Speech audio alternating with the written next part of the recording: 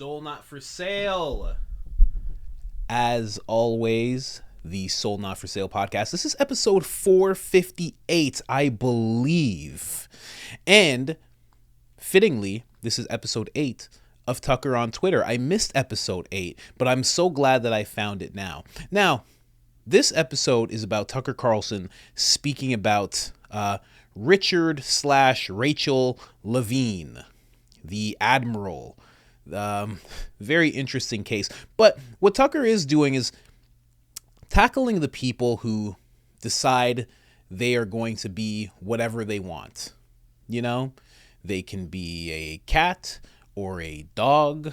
They could be a man, woman, otherwise. They could be binary. They could be non-binary. They could be whatever they want. And they can change that at any day they choose. They can switch because it's all fluid, you understand. And I really like the fact that Tucker is willing to speak on this, because one thing that Rachel said is that she, not even sure, want a summer of pride. And I've been very avid that July is the month of the actual pride that you should have, which is pride in your country, whether you're from Canada or you're from the United States. It's time for you to celebrate the soil under your feet and the people who fought for you to have the freedoms that you have today, and be prepared to defend your own freedoms today. You might have to be just as historical as those people who once fought for your freedom. Now, before I get into this episode, I just want to say quickly, this is a clip from Twitter. Brian Rose of London Real, you do not own this clip. This clip belongs to Tucker Carlson. And if Tucker Carlson wants the revenue from this video, I would gladly give him that revenue. But I will not be giving it to an ex-heroin addict who can't seem to get his YouTube channel back on track. So he's attacking smaller creators. So please, stay away from this video. Leave my channel alone. And we'll talk more about that on another episode. But for now, let's get into Tucker Carlson. Let's go, guys. Small private school outside of Boston. Hey, it's Tucker Carlson. Belmont Hill is a small private school outside of Boston. It's not famous for its athletics. The school's mascot isn't even an animal. It's an 18th century navigational tool, the Belmont Hill Sextants. Doesn't even make sense. So when it comes to sports, Belmont Hill is not trying very hard. But the school's athletic program can claim at least one important footnote to history. In 1975, its football roster contained two names that you will recognize even now, Mark Milley and Richard Levine. Milley is now the chairman of the Joint Chiefs of Staff. Levine, of course, is our country's most famous admiral. Both transitioned late in life into overweight middle-aged women. Both wound up working as high-level officials in the Joe Biden administration. Their teammates at the all-boys school in Boston probably wouldn't have predicted any of that. Here's what Rick Levine looks like now from a video he just posted on Instagram. Hello, my name is Admiral Rachel Levine, and I have the honor of being the Assistant Secretary for Health at the United States Department of Health and Human Services. Happy Pride.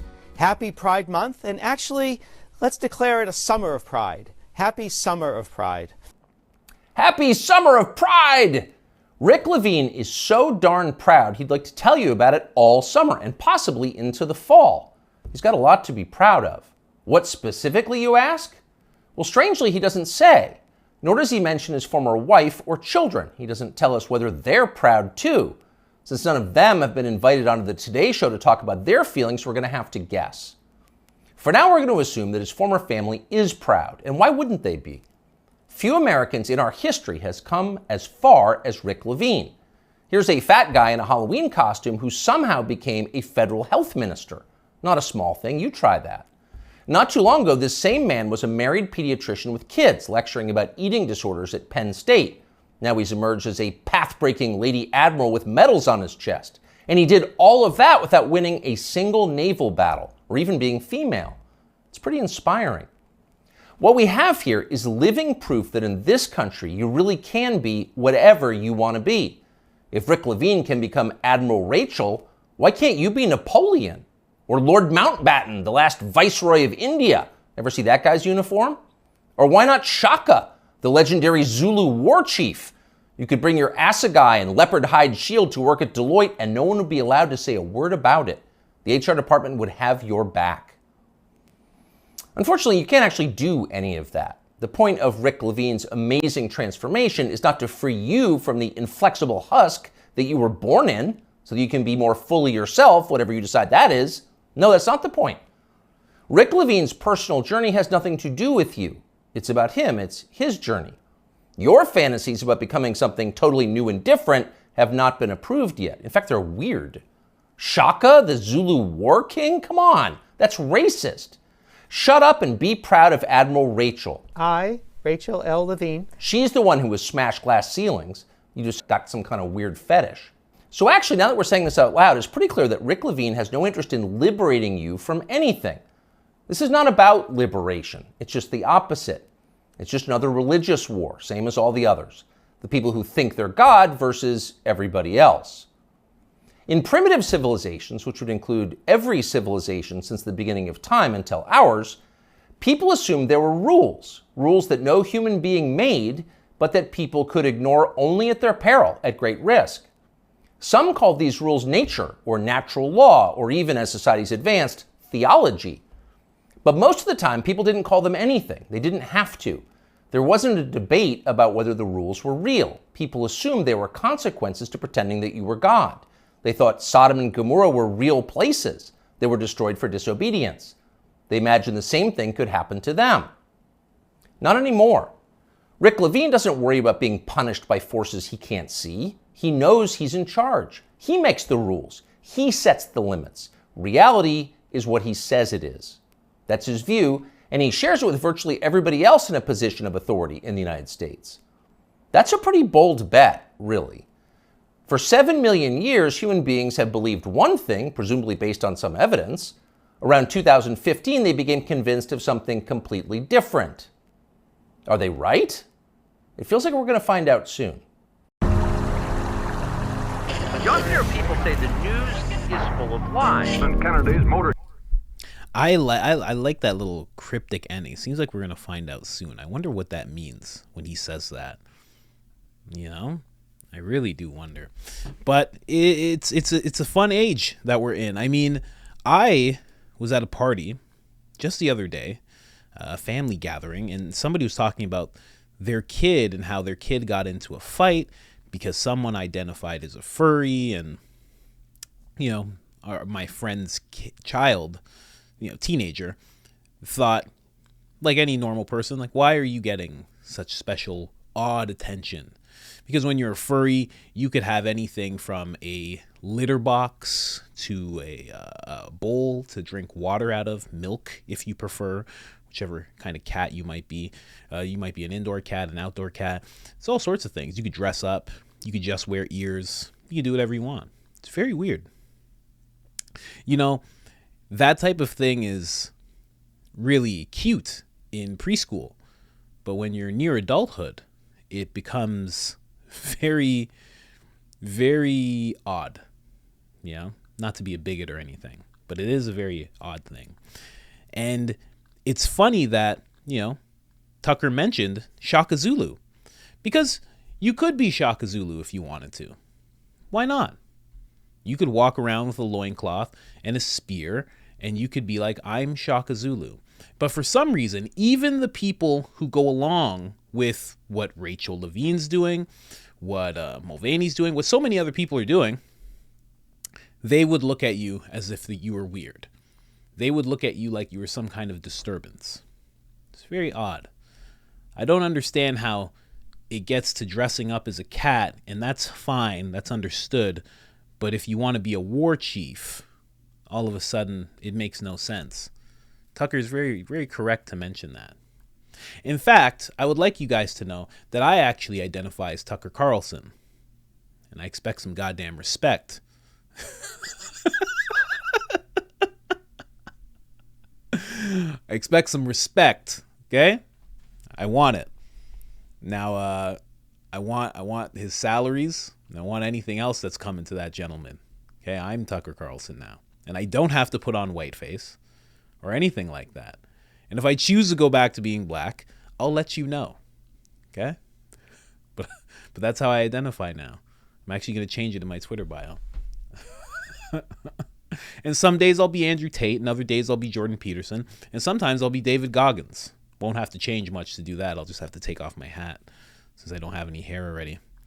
But, obviously I'm joking, but why is that silly? Everything that I just said. Why is that silly? Why did some of you laugh when I said those things? But then we're not allowed to laugh when a teacher comes to school, which is what happened in Ontario. Ontario, Canada, teacher came to school with breasts that were fake, prosthetic, and they were like size F. Like I'm not misjudging. They were huge. They were huge. And no one was allowed to laugh. And the school had to put up with that. And if a student decided to do that, it would be fine. And the thing is, what the conspiracy, what the far-right extremists suggest is, pretty soon, and it's already happening, there are going to be people who are going to be able to identify as different ages. And that's where it's going to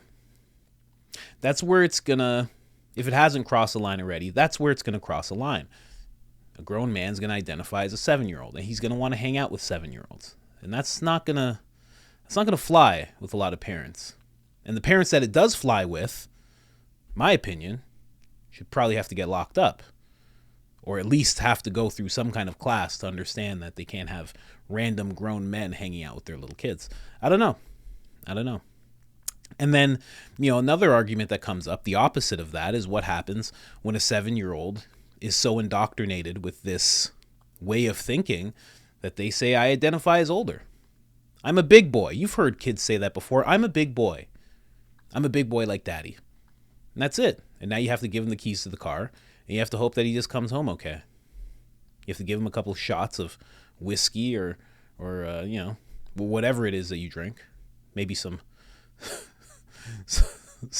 wine. Maybe he's into red, white. You'll have to find out from him because he's a big boy. How far does it go? How far does it all go? But I'm very glad Tucker made that episode because these things have to be addressed. And I'm so glad he has the courage to do that. I don't know what's going to happen with this video. Quite frankly, I don't care. In recent times, what's been going on with YouTube and my videos, and the gentleman I mentioned at the beginning of this, Brian Rose, just claiming ownership over all of, not all of my videos, but just random videos. I don't know. How far does it go? He just identifies as the owner. I identify as the CEO of YouTube. I'd like his account terminated, please. Why doesn't it work? It's funny. Funny how that works, huh? Really interesting. You can be whatever you want, but only certain things. And if you suggest something outside of the box that the Alphabet Group, and I don't mean the CIA or the FBI, the Alphabet Group has designated as fair and just and normal, well then you're just being a bigot and you're being silly. I don't know. Let's see how far it goes. I think Tucker's right. I think we're going to find out soon. Anyways, like the video. It helps so much. You have no idea. Boosts us out of the shadow realm. Help get... If Brian decides to take this video, because he identifies as the owner, he identifies as Coach Colin, maybe you'll be able to give him $1 or $2, but hopefully it stays in my possession. Like the video. It helps so much. You have no idea. And other than that, I am out.